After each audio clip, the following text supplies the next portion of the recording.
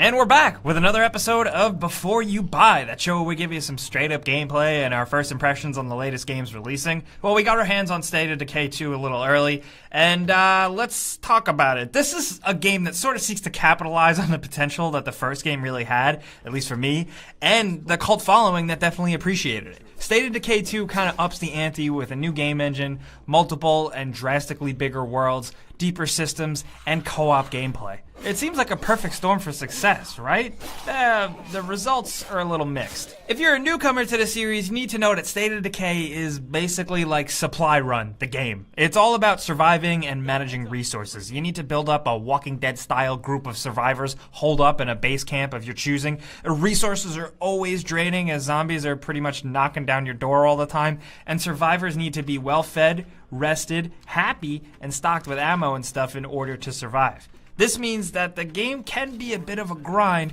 because that build-up and strategy and maintenance is the main focus. But it's also kind of the thrill of the grind. It's the main hook and it can be pretty addictive. You kill zombies, sure, but it's all about resource management. And if you give it a chance, it'll definitely hook you. Base and facility management is really fleshed out with a bunch of different types of facilities to develop and upgrade, but only a limited amount of space and resources to do so. Every decision you make is careful and it's calculated. And every choice you do make makes your survival life a little bit easier, but a bit more complicated at the same time. Plus, the whole concept of base building and management is just fleshed out more this time around with lots of different modifiers and perks and outpost types and even mods that really make it feel way more customizable with passive and active stuff for each. There are tons of options, and I think this is where the game really shines. Out in the field, shooting and driving do feel noticeably better, I will say that. On the hand-to-hand combat side, you can learn small abilities like a crowd control move, and you do have a kick, but most combat resorts to the occasional dodge and lots of button mashing until your character gets tired. Ground finishers always look awesome and feel really good to pull off, and I like the sound design on like the crack of a gun or the smash of a crowbar. It all sounds really good. Feedback is just strong all around, and it makes killing zombies feel that much more satisfying. But like I said, it's all pretty button mashy and mindless, and after a few hours, it begins to feel less and less satisfying and more like a chore. The same kind of goes for the enemy types. For me, the blood plague elements that can infect your citizens and the more infectious, grosser enemies were a total letdown. While they add a little bit of a level of challenge, it just doesn't feel like enough. Cure for the blood plague is pretty plentiful, and I didn't have to worry about it too much save for a few small occasions. I wish there were more enemy types in general. The freaks are fine again, but the Juggernaut doesn't shake things up as much as I was hoping, and I expected more like him. However, I will say when you fight more than one freak at once, that's when things do get kind of interesting. But unfortunately, it's kind of few and far between. Human encounters shake things up though, I'll say that. They're always around in other establishments, coming and going over time throughout the world. They're asking for help or requesting trades or acting as narrative quests for you to gain more influence. Messing up relationships and going hostile, though, makes for some pretty interesting and challenging firefights at certain points. It's a good way to shake it up. This is where the game just shows its freedom in its systems. Characters and groups come and go, whether it's your members or people out in the world. Narrative kind of seems to take a back seat, but character interaction still works pretty well. I was impressed to see a random character I picked up in my adventures starting to integrate and have conversations with characters I've had since the beginning. Those are the systems in the game that are cool, and I think that's what people come to for these games. Your survivors do complain a lot, but busting ass to keep them happy is kind of fun. Running from house to house, raiding it for supplies, fighting off or sneaking around zombies, loading up the trunk of your car, and driving back to your base within an inch of your life is a good gameplay loop, more or less, especially because characters are so important. Because once again, there is permadeath. But with this game comes more character development with some small RPG level up systems. Your character gets better by doing, and can not only just get better at running long distances by running a lot, or better at shooting by pulling off more headshots, but they can also be more useful passively around the base. And sometimes they have their own specific usefulness. Plus, they can be promoted to a leader. Character progression is something I personally enjoy in games, and I think they implemented it fairly well here considering the style of this game.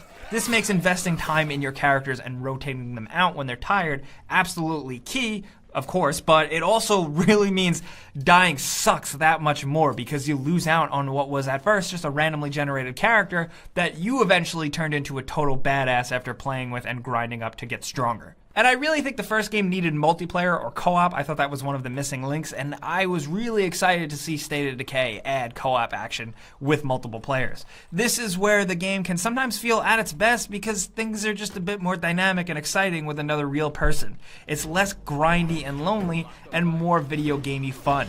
Running for supplies when you're tired and sick or infected and your car is on fire but it's filled with a trunk full of goodies and you can talk to someone else just makes it that much of a better experience. Now, a lot of worry was made about being leashed to the host character, meaning you can't wander off too far into the world until you're pulled back together, but I didn't really notice it or mind much. I did, however, have some connection issues here and there. Also, aside from earning influence they can bring back into their game world, the guest coming into the host's world may feel like they don't have enough to do or enough incentive. Still, I'm just glad this feature is here. It's fun, and I think it makes the game better for it. The game is also buggy as hell, though. After multiple patches, I still experience the occasional crash.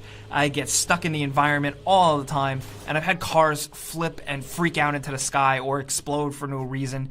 And I've had zombies spawn stuck in ceilings or walls, sometimes being totally invulnerable, especially when I have to clear out a place. I have a high tolerance for this type of stuff, sometimes especially when it's like a bigger or ambitious game, and I get this isn't a huge budget game, but I still found the bugs kind of frustrating. If you're the type of person to get turned off by that stuff, I really want you to be aware of it here. Now, also, there are 3 worlds, and I just don't think they look very good. They look and feel pretty barren. They are fairly large, and I'm glad you get 3 varied worlds, but they're just pretty generic overall and have some annoying geography because characters aren't very nimble around rocks and cliffs. Performance-wise, I did play on an Xbox One X, and I still found the graphics and frame rate not really up to snuff. Since this does have the crossplay thing, I was able to fire it up on PC, and the frame rate is much better, but still, the game isn't really a looker. I'll say State of Decay 2 is an okay game. I don't do scores or numbers really, but this just comes off as an average okay 7 out of 10 game to me. It has some cool, addictive gameplay hooks, but I also feel like it got repetitive after a few hours, and I had seen everything once I moved on to the second larger base.